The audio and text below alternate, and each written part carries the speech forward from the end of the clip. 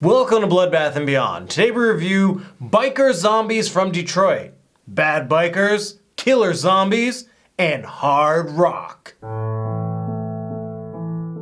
Directed by Todd Brunswick, starring Tyrus Woodson, Jillian Buckshaw, Joshua Allan, Jeffrey Michael, and Rob Roth. This movie's about Ken, a biker, and I use that term loosely. He moves from Detroit to the outskirts where he has to deal with asshole neighbors, try and get a girl, and also try and run and not get eaten by biker zombies. Because of the nature of this film, it being super B and you'll probably never find it, we are going to spoil it. So if you don't like spoilers, you're gonna have to leave now. Let's go on to our likes. First and foremost, the setup of this movie is pretty cool. I mean, let's get this out of the way. It's a shitty movie, but there are fun aspects that you can riff on, especially towards the beginning of the movie, because our asshole characters are hilarious. They talk about thongs for about 5 minutes, and it is very cringy. Thongs are sweet. Girls don't start wearing a thong until they start fucking. Oh yeah. Yeah, I mean, how many virgins do you know going around sporting a thong? None, right? Yeah. Wow. The whole idea of biker zombies from Detroit is the only reason we watch this, because that sounds great. I will give him credit. The zombie makeup wasn't too bad. I enjoyed the details they put in the facial features for these zombies. Yeah. I have a little soft spot to that one special effect they threw in there. I mean, it was cheesy, but that's what makes it good. The guy turning into a zombie? Yeah, the gust of wind. Yep. But it only happened once, which is a little strange. Considering it showed like at least two other people turn into zombies. No cool effects. Maybe the budget is just like, oh, we blew all the visual effects budget on that guy. We can't do this again. I actually enjoyed biker girl zombie. Oh, yeah. She had a booty. Wearing leather pants. Kicking ass, too. She was using her sexuality to her advantage by being a hooker and stabbing Johns. I would like to add, we did surprisingly see one set of boobs. It was definitely R-rated, but they tried to keep it PG in certain scenes. Like, No, kidding. yet, like, 1 second later, there's a guy yelling fuck 50 times. Are you guys on fucking crack cocaine? Did you see those fucking guys last night? They fucking slaughtered that dude. Chill out. Chill out? How the fuck do you know we aren't gonna get fucking fucked for threatening that fucking dude? How the fuck do you know they aren't gonna fucking come for us and kill us? There was no reason to hold back the swearing. Like, there was blood. There's some okay blood. The blood at least looked good and didn't look like Kool-Aid. I'd also like to add, we talked about the look of the zombies. There was a karate zombie biker. I think it was more like a Chuck Norris biker zombie. You're not saying Chuck Norris isn't a karate master? I wouldn't consider him that. Even though I know that he is, he doesn't strike me as one. He's got the acid wash jeans, throwing kicks all around, but like not using his arms at all. Almost exclusively just fucking high kicking people. And that's what this guy did. I would watch karate biker zombie. It would be like Ong Bak, but like Zombak. Can we get Tony Jaa in here? I have an idea for him. This movie is super cheesy, and I think it had one of the most awkward meet-cute situations when we have these two cops berating poor Ken, who's just trying to come and get a coffee. I'm gonna write him a warning. A warning? Yeah. The barista at the coffee shop claimed that was like a guy who was sexually harassing her. So they're so pissed at him. And then she's like, oh, never mind, that's not him. This isn't the guy. No. And then you have like the most awkward like situation with these two people. Can I get you something to drink? Yeah, sure. And then they just fall in love. And they get all cutesy. They hold hands, they hug. It's very romantic for about like 3/4 of this film. Also, this is a spoiler, but I'm a fan of the exhaust death. You just see a guy's pants drop and like the zombie rips the exhaust off the bike and you know what's gonna happen and it looks terrible, but in the good way kind of terrible. He was talking about how granny panties were not the good thing and like tighty whities are like bad.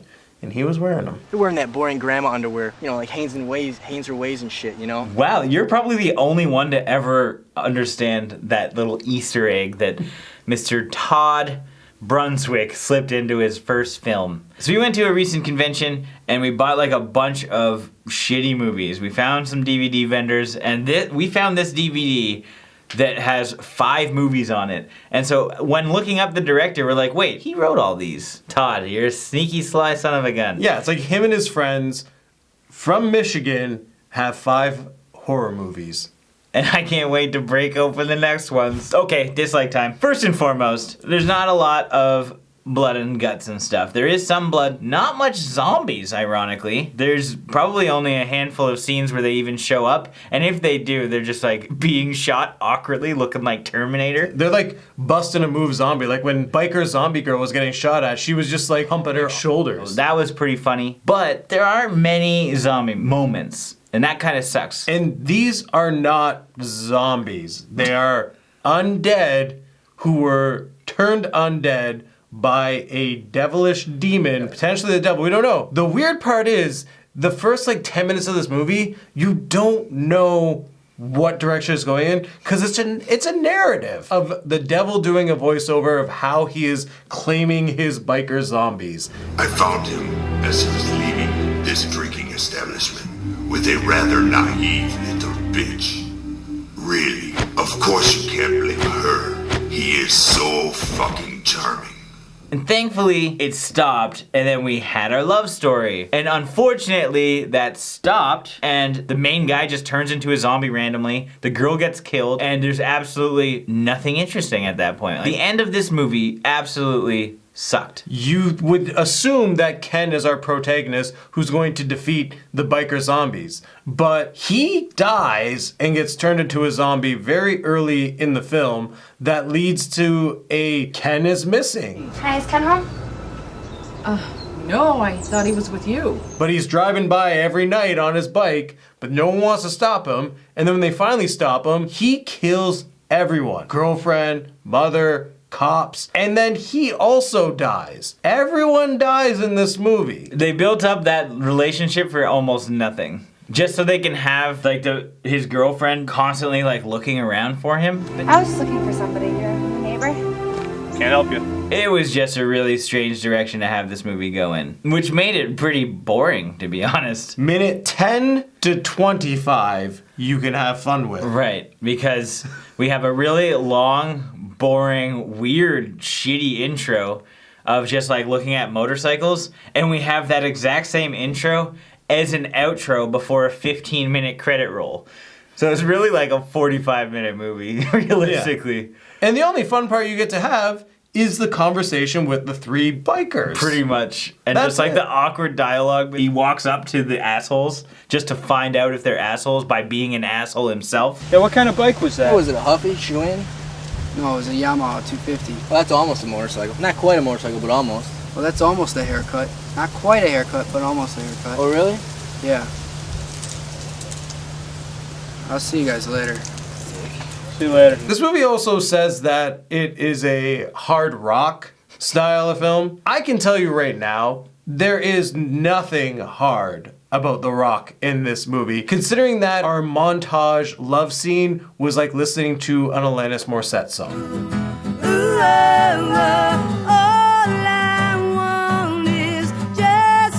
Every conversation in this film is pointless and awkward. We actually have more development in characters at the diner than we do in anything else. Says and more.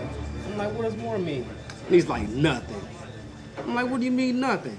And he says, if and more was that important, it'd have told you where and more was. All the fodder made more sense than our main characters, who just didn't play out their roles as main characters. And they were cradle robbing. Let's not forget that. Yeah, I fucked her.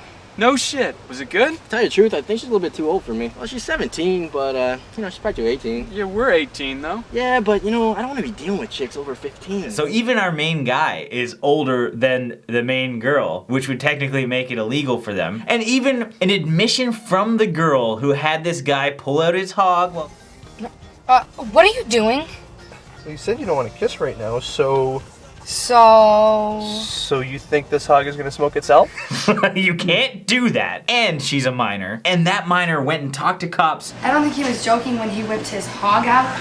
and the cops basically laughed it off and said like, boys will be boys. We've seen lots of bad horror movies with bad cops, but these ones are terrible. Not only did you have the indecent exposure, the like underage issue, but a missing person case as well. Like Ken's missing and they're like, hey, we're gonna go deal with this. What, do you think this is our job to deal with missing people? We are cops. Some 17, 18-year-old kid doesn't come home for a couple days and you're gonna question people? It's a favor. It's a joke. Like I get it's a small town like cop thing and they're like, oh, nothing like big crime is happening here. Hold on, was that cop the wolf cop? I could see it. And maybe he was just drunk. He was having too many liquor and donuts, and that's it. He's just like, I don't care anymore. Fuck the underage kids, and we'll let all the other kids go missing forever. I'm going back to eating donuts in my car while my partner does all the work. Okay, I think it's time for our final thoughts and ratings. This movie is not a good movie, but there are enjoyable moments, and they tried. They definitely tried here. I enjoyed some of the earlier moments, but unfortunately it fizzled off way too quick when they didn't care about our main leads, and they just kind of abandoned them. And then they turned them into zombies or killed them off. Then there's nothing really going on because the zombies aren't even doing that much. There's so much potential in what they had here, but it just didn't work. But at the same time, if you're pretty drunk, you might have a great time because there are hilarious conversations. So I'm gonna give this one low-key humping at the club out of 5. Biker Zombies from Detroit sounds like an amazing movie. And you know what? It gives you 15 minutes of fun. It really does.